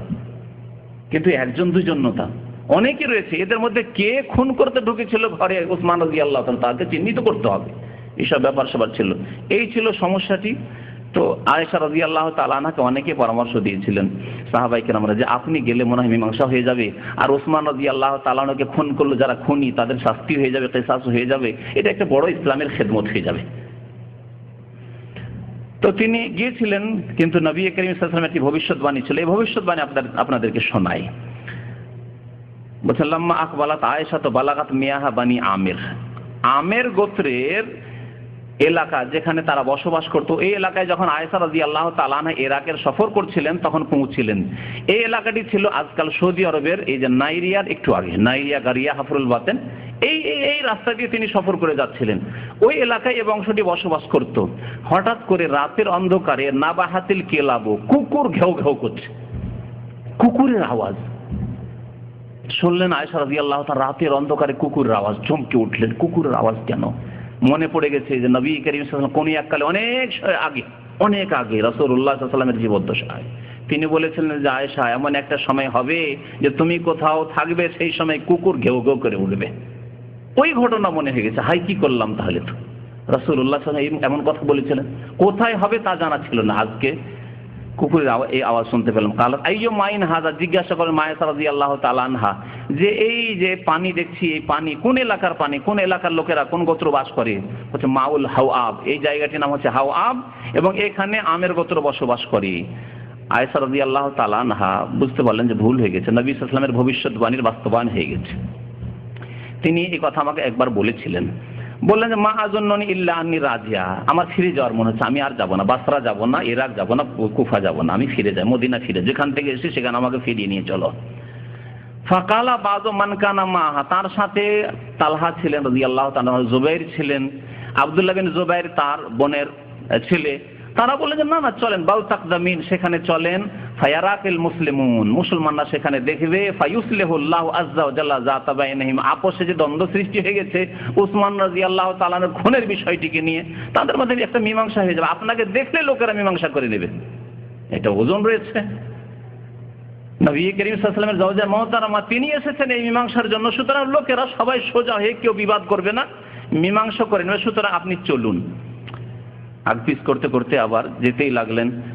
নবী সাল্লাল্লাহু আলাইহি ওয়াসাল্লাম কি বলেছিলেন, তাকে ভবিষ্যৎবাণী করে, ইন্না রাসূলুল্লাহ সাল্লাল্লাহু আলাইহি ওয়াসাল্লাম কাল, মা আয়েশা বলেন আমাকে একদিন, কাল আল্লাহ যাতা ইয়াউমিন, একদিন বলেছিলেন অনেক আগে, কাইফা বিহিদাকুন্না, তোমাদের মধ্যেকার একজন, তোমাদের মধ্যেকার একজন। রাসূলুল্লাহ যে কথাও বলেন যে আয়েশা তুমি, তোমাদের মধ্যে অর্থাৎ আমার স্ত্রীদের মধ্যে এক এমন স্ত্রী হবে যে তামবহু আলাইহা কিলাবুল হাওয়াব, হাওয়াব নামক স্থানের কুকুর তার উপর ঘেউ ঘেউ করে উঠবে। জিজ্ঞাসা করলেন যে এলাকাটি কোন এলাকা, বলছে হাওয়াব এলাকা, আর হাওয়াব এলাকায় গিয়েই কুকুর ঘেউ ঘেউ করে উঠেছে। তখন সরে হচ্ছে হাইরে, নবী করিম সাল্লাল্লাহু আলাইহি ওয়াসাল্লাম ভবিষ্যৎবাণী করতে, আমি তো ভুল করে ফেলেছি। এই ভুলের কারণে তিনি মুসনাদ আহমদের এই হাদিস, মা আয়েশা রাদিয়াল্লাহু তাআলা আনহা এত লজ্জিত হয়েছিলেন এবং দুঃখিত হয়েছিলেন, এবং এর কাফারাতে অনেক নেকির কাজ তিনি করেছেন। তিনি একবার আব্দুল্লাহ বিন ওমরকে বলছেন, সাহাবায়ে কেরামদেরকে, অন্যদেরকে, আত্মীয় লোকেরা, যে আব্দুল্লাহ বিন ওমর বড় সাহাবী ছিলেন, ওমর রাদিয়াল্লাহু আনহু ছিলেন, বলছে আব্দুল্লাহ বিন ওমরকে যখন দেখবে তো আমার কাছে একবার নিয়ে আসি, আমি তার সাথে কথা বলবো। ফালাম্মা মাররা বিহা কিলাল্লাহ, বলা হাযা ইবনে ওমর, এই যে আব্দুল্লাহ বিন ওমর যাচ্ছে। বললেন যে দেখো একটু আমি তার সাথে কথা বলি। ইয়া আবু আব্দুর রহমান, হে আব্দুর রহমানের পিতা, অর্থাৎ আব্দুল্লাহ বিন ওমরের উপনাম ছিল, কুনিয়া ছিল আবু আব্দুর রহমান। মা মানাআকা আন তানহানি আন মাসিরি, আমি যে মদিনা থেকে সফর করে যখন বাসরা যাচ্ছিলাম ইরাক অনেকের পরামর্শে, তখন আপনি কেন আমাকে নিষেধ করেন নাই? আপনি তো আল্লাহর নবীর একজন যোগ্য সাহাবী, ওমরের ছেলে, যদি আপনি নিষেধ করতেন আমি কখনো মদিনা ছেড়ে যেতাম না। তাহলে বোঝা গেল যে আয়েশা রাদিয়াল্লাহু তাআলা এই সফর করে নেতৃত্ব তো নয়, মীমাংসার জন্য গিয়েছিলেন নেকির কাজে, তারপরেও তিনি লজ্জিত হয়েছিলেন এবং ভুল অনুভব করেছিলেন যে না এটি ভুল হয়েছে, আমাকে বাড়িতেই থাকতে হতো। কারণ আল্লাহ পাক কোরআনে কারিমে কি বলেছেন, ওয়াকারনা ফি বুয়ুতিকুন্না, হে মহিলারা, হে আল্লাহর নবীর বিবিগণ, হে আল্লাহর নবীর সাহাবী মহিলাগণ, হে মুসলিম উম্মতের মহিলারা, নারীরা, ওয়াকারনা ফি বুয়ুতিকুন্না, তোমরা তোমাদের বাড়িতে ঘরে অবস্থান করবে। বিনা কাজে মার্কেটে ঘোরা, বিনা কাজে দোকানে দোকানে ফেরা দেওয়া, বিনা কাজে যেখানে সেখানে ঘোরাফেরা না, এইসব কাজ করবে না। ওয়াকারনা ফি বুয়ুতিকুন্না। তো আব্দুল্লাহ বিন ওমরকে যখন এই কথা বললেন মা আয়েশা রাদিয়াল্লাহু তাআলা আনহা, তখন আব্দুল্লাহ বিন ওমর উত্তরে বললেন যে দেখেন, আপনাকে পরামর্শ দিত আপনার বোনের ছেলে আব্দুল্লাহ বিন জুবাইর, আর তার পরামর্শ আপনি বেশি নিতেন। রাআইতু রাজুলান কাদ গালাবা আলাইকি, আমি দেখলাম যে একজন লোক আপনার ওপর প্রাধান্য পেয়েছে, অর্থাৎ আপনার বোনের ছেলে। বোনের ছেলে সম্পর্কে মানুষের দুর্বলতা, মহিলাদের বিশেষ করে বোনের ছেলে সম্পর্কে নিজের ছেলের পর খুব দুর্বলতা থাকে, বোনের ছেলের কথা শোনে। তো মা আয়েশা রাদিয়াল্লাহু তাআলা অনেকবার আব্দুল্লাহ বিন জুবাইর বলেছিলেন যে না চলেন চলেন চলেন, ওখানে গেলে মীমাংসা হবে, তাই ও তার কথাই আপনি চলে গেছিলেন, তাই আমি আর বাধা দিতে যাইনি আপনাকে। মা আয়েশা রাদিয়াল্লাহু তাআলা যখন এই আয়াতটি তিলাওয়াত করতেন, যে আয়াতটি বললাম, ওয়াকারনা ফি বুয়ুতিকুন্না, সূরা আহজাবের আয়াত নম্বর 33, এই আয়াত যখন তিনি তেলাওয়াত করতেন যে হে মহিলারা, হে মুসলিম উম্মতের নারীরা, তোমরা বাড়িতেই অবস্থান করো, ওয়ালা তাবাররাজনা তাবাররুজাল জাহিলিয়াতিল উলা, জাহিলি যুগের অমুসলিম মুশরিক মহিলাদের মতো তোমরা রাস্তা রাস্তায় ঘুরে বেড়াও না, যেখানে সেখানে ঘোরাফেরা করিও না, বাইরে ঘুরিও না। বাইরে প্রয়োজনে ঘুরতে পারবে, এমনি নয় যে একেবারেই বাইরে বেরোতে পারবে না, এই কথা শরীয়তের মাসলা নাই যে জেলে একবারে বন্ধ করে দিবেন আর নারীকে অবরোধ করা না, কিন্তু বেহায়া বেপরদা হয়ে নয় এবং প্রয়োজনের অতিরিক্ত নয়, জরুরি না হলে যাবে না, যেখানে সেখানে, যেখানে ফিতরার আশঙ্কা আছে সেখানে যাবে না, এ হচ্ছে উদ্দেশ্য। তো এই আয়াত যখনই তেলাওয়াত করতেন মা আয়েশা রাদিয়াল্লাহু তাআলা আনহা, বাকাত হাত্তা তাবুল্লা খিমারুহা, এমন কাঁদতেন তিনি, এমন কাঁদতেন তিনি। ইমাম যাহাবী রাহমাতুল্লাহ আলাইহি এই হাদিসটি বর্ণনা করেছেন যে এত কাঁদতেন যে তার ওড়না, এই যে ওড়না রয়েছে, ওড়না ভিজে যেত, চোখের পানি মুছতে মুছতে তার ওড়না ভিজে যেত এই আয়াত তেলাওয়াত করতে। কেন?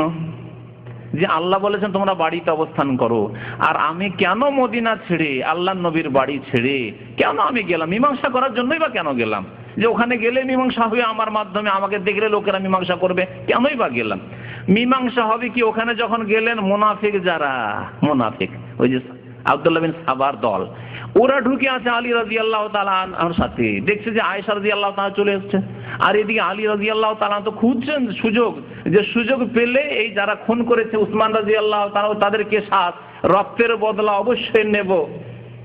তাহলে তো দুই দল যদি একমত হয়ে যায় তাহলে মহা মুশকিল, আমাদেরকে তো হত্যা করা হবে কেসাসে। তাই তারা কি করলো, রাতের অন্ধকারে, এটি হচ্ছে সত্য ঘটনা, যুদ্ধ আয়েশা রাদিয়াল্লাহু তাআলা আনহার পক্ষ থেকেও লাগানো হয়নি, বা তার সাথে যারা গিয়েছিলেন তালহা জুবাইর রাদিয়াল্লাহু তাআলা তাদের পক্ষ থেকেও লাগানো হয়নি, আর আলী রাদিয়াল্লাহু তাআলার পক্ষ থেকেও যুদ্ধ লাগানো হয়নি। মনে রাখবেন, অনেকেই ঘটনা জানে না।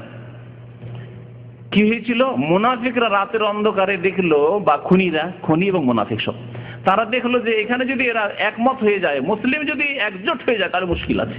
আজকেও সারা বিশ্বের কুফরি শক্তি এরকমই, মুসলিম যদি একজোট হয়ে যায় তো মহা মুশকিল আছে। সুতরাং এদেরকে দ্বন্দ্বে লাগিয়ে রাখো, কুয়েত আর ইরাককে লাগিয়ে দাও, জি, পশ্চিম পাকিস্তান পূর্ব পাকিস্তানকে লাগিয়ে দাও। এগুলি ষড়যন্ত্রের শিকার মুসলিম জাতি যুগে যুগে হয়েছে। তো রাতের অন্ধকারে অস্ত্র নিয়ে এসে ঘুমিয়ে আছে, নিদ্রার অবস্থা। আলী রাদিয়াল্লাহু তাআলা আনহুর দল তারাও ঘুমিয়ে আছে আপন এলাকায়, আর আয়েশা রাদিয়াল্লাহু তাআলার সাথে যারা ছিলেন তারাও, তালহা জুবাইরের সাথে যারা তারাও ঘুমিয়ে আছে। নিদ্রার অবস্থায় অতর্কিত হামলা, আক্রমণ, অস্ত্র নিয়ে। যখন অতর্কিত আক্রমণ হয়ে গেল, আয়েশা রাদিয়াল্লাহু তাআলা আনহা, লোকেরা ভাবলেন যে তো আমাদের সাথে তো বিশ্বাসঘাতকতা হলো, রাত্রে তো কথাবার্তা হলো যে আমাদের সন্ধি হয়ে যাবে, একটা মীমাংসা কিছু হয়ে যাবে, আর এই রাতের অন্ধকারে এইরকমে আক্রমণ করে দিল, তার মানে তো এরকম গাদ্দারি করলো, বিশ্বাসঘাতকতা করলো। এরাও পাল্টা আক্রমণ করে দিল, ভাবতে পারলো না যে এটা তৃতীয় কোনো পক্ষ, শত্রুদের পক্ষ থেকে এই কাজ হয়েছে। তারপরে এই যে লড়াই শুরু হয়ে গেল, অনেকে হতাহত, অনেকে শহীদ হয়ে গেলেন। এইরকম যুদ্ধ যখন চলতে আছে, আয়েশা রাদিয়াল্লাহু তাআলা তার উটের উপর সওয়ার হয়ে রয়েছেন, লোকেরা দেখলো যে যতক্ষণ পর্যন্ত আয়েশা রাদিয়াল্লাহু তাআলাকে এক জায়গায় কোনো জায়গায় নামিয়ে না দেওয়া হচ্ছে, তার সাথে সঙ্গী যারা রয়েছেন তারা লড়তেই থাকবে, কারণ আয়েশা রাদিয়াল্লাহু তাআলাকে বাঁচাতে হবে। আর এদিকে যে শত্রু মুনাফিকরা আর ওই খুনিরা যারা উসমান রাদিয়াল্লাহু তাআলাকে শহীদ করেছে, তারাই যে এই যুদ্ধ বাঁধিয়েছে, এই কথা বুঝতে পারছেন না। তারা ভাবছেন এই দলেরা যে আলী রাদিয়াল্লাহু তাআলার দলেরাই করেছে, আর আলী রাদিয়াল্লাহু তাআলার দলের লোকেরা ভাবছেন যে আমাদের উপর ওরা আক্রমণ করল। তখন পাটা কেটে দেওয়া হলো, উঠে পা কেটে দিলে আর উট চলতে পারবে না, উট বসে যাবে, তখন সবাই ঠান্ডা হয়ে যাবে, যুদ্ধ বন্ধ হয়ে যাবে। এইভাবে যুদ্ধ বন্ধ হয়েছিল। সেই জন্য এই যুদ্ধের নাম হচ্ছে জামালের যুদ্ধ, অস্থির যুদ্ধ। আয়েশা রাদিয়াল্লাহু তাআলা আনহা অত্যন্ত দাতা ছিলেন, সখী ছিলেন, দানশীলতা অত্যন্ত বেশি ছিল। বহু ঘটনা রয়েছে মর্মে। একবার তিনি 1,00,000 টাকার একটা বাড়ি বিক্রি করেছিলেন। বাড়ি বিক্রি করার পরে 1,00,000 টাকা, চিন্তা করতে পারেন, তা ছিল আপনার স্বর্ণ মুদ্রা।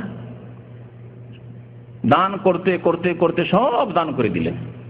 সব যখন দান করে দিলেন, আব্দুল্লাহ বিন জুবাইর, বলছিলাম আব্দুল্লাহ বিন জুবাইরের কথা, আসমার ছেলে রাদিয়াল্লাহু তাআলা আনহা, তার ছেলে আব্দুল্লাহ বিন জুবাইর রাদিয়াল্লাহু তাআলা আনহু, আর আয়েশা রাদিয়াল্লাহু তাআলা বোনের ছেলে, শুনতে পেলেন যে 1,00,000 টাকা দান করে দিল, আমার খালাই কাজ করলো। ওয়াল্লাহি, আল্লাহর কসম করে বলছি, লা তানতাহিয়ান্না আন বাই'i রিবাইহা, আর কোনো বাড়ি ঘর বিক্রি করতে দেবো না। একটা বিক্রি করেছে আর 1,00,000 টাকা দান করেছে, এরপরে যদি বিক্রি করে না, বিক্রি করতে দেবো না, পাবন্দি লাগিয়ে দেবো। এইরকম বিক্রি করতেই থাকবে আর সব দান করে দিবে, না দান করতে দেবো না। আল্লাহ আহজরান্না আলিহা, অথবা খলিফার কাছে গিয়ে দরখাস্ত করবে যে এরকম বিক্রি করে দিচ্ছে, আপনি বিক্রি করা, সরকারি একটা আইন আছে, সরকারের কাছে যদি কারো সম্পর্কে এরকম করা যায়, পাগল হয়ে গেছে আর যেখানে সেখানে বিক্রি করে দিচ্ছে, অথবা মদ খাচ্ছে সব কিছু বিক্রি করে দিচ্ছে, তাহলে তার রেজিস্ট্রি বন্ধ করে দিবে। এরকম একটা আইন আজ পর্যন্ত আছে, সেই জামানায় সেটা ছিল। তাহলে খলিফাকে বলেন এ বিক্রি করা বন্ধ করে দেবো, আয়েশা রাদিয়াল্লাহু তাআলা আমার খালা আর কিছু বিক্রি করতে পারবেন না। আয়েশা রাদিয়াল্লাহু তাআলা খবর পেয়ে গেলেন যে আমার বোনের ছেলে, আর এইরকম কথা, আমি বিক্রি করব জমি জায়গা আর আল্লাহর রাস্তায় আমি দান করবো, আর সে বাধা দিবে, ইবনে জুবাইর বাধা দিবে। আচ্ছা ঠিক আছে, কসম করে নিলেন, লিল্লাহি আলাইয়া নাজরুন, আমি মান্নত করছি আল্লাহর কসম করে, ইন কাল্লামতুহু আবাদা, জীবনে এই আমার বোনের ছেলে আব্দুল্লাহর সাথে কথা বলবো না, জীবনে কথা বলবো না, মান্নত করে ফেললেন কসম করে। বড় ঘটনা রয়েছে সংক্ষেপে, ফাযাকাত বিহি দুনিয়া, দিলে খালা আর আল্লাহ রাসূলের বিবি, এত প্রিয় খালা, সে খালা আমার সাথে কথাবার্তা বন্ধ করে দিল। দুনিয়া তার জন্য একবার সংকুচিত হয়ে গেল, বড়ই মুশকিল হয়ে গেল। ইবনে জুবাইর আর তার ঘুম হয় না, নিদ্রা হারাম হয়ে গেছে। অনেক সাহাবায়ে কেরামকে দিয়ে সুপারিশ করলেন, কোনো মতে কোনো কাজ হয় না। যাই হোক, কোনো রকম ভাবে একবার নিয়ে এসে তার বাড়িতেও ঢুকতে দেন না তিনি। মা আয়েশা রাদিয়াল্লাহু, খবরদার জানাই ওই জুবাইরের ছেলে, ওই আমার বোনের ছেলে আব্দুল্লাহ, খবরদার আমার বাড়িতে যেন না আসে। কোন রকম করে একবার নিয়ে এসে সাহাবায়ে কেরাম ঢুকিয়ে দিলেন, তুই ঢোকা। আর ঢুকে গিয়ে হাত পা নিয়ে পড়ে গেলেন একবারে, যে মাফ করতেই হবে। আর কাঁদতে শুরু করলেন, খালার পা ধরে কাঁদতে শুরু করলেন। এই ছিল ঘটনা। তারপরে মাফ করতে বাধ্য হলেন। সাহাবায়ে কেরাম খুব সুপারিশ করতে লাগলেন যে মাফ করে দেন, আপনারই তো ছেলে, বোনের ছেলে, আপনারই ছেলে, মাফ করে দেন। মাফ তো করে দিলেন, কিন্তু আমি যে মান্নত করেছি, যে আল্লাহর কসম করে বলছি, কসম করেছি, মান্নত করেছি, জীবনে আমার বোনের ছেলের সাথে কথা বলবো না। কেন আমাকে দান কায়রাত করতে বাধা দিল? কেন দান করতে বাধা দিল? এই কসম যে করে ফেলেছি, আমি মান্নত করে ফেলেছি, এর যে গুনাহ হবে, কি করব আমি? ফাতাকাত মিআতা রাকাবা, এর কাফারা স্বরূপ 100টি গোলাম আজাদ করেছিলেন তিনি। এমন গুনাহ নয়, নবী সাল্লাল্লাহু আলাইহি ওয়াসাল্লাম বলেছেন কেউ যদি কোনো এমন কথার কসম করে, কসমের কাফারা দিয়ে দিলে হলো। কিন্তু ওই কসমের উপর আপনি টিকে থাকতে পারছেন না, এই কসমকে আপনার ভঙ্গ করতে হবে, শপথ ভঙ্গ করতে হবে, তাহলে কাফারা দিয়ে দেন। কাফারা দিয়ে দিলে হয়, 10 মিসকিনকে খাওয়িয়ে দেন, মানে 10 মিসকিনকে কাপড় পরিয়ে দেন, না একটা গোলাম আজাদ, কিছু দাস আজাদ করে দেন। আর যদি এগুলি না হয় তাহলে 3টা রোজা রাখলে হয়ে যায়। কসমের কাফারা 3টি রোজা রাখলে হয়।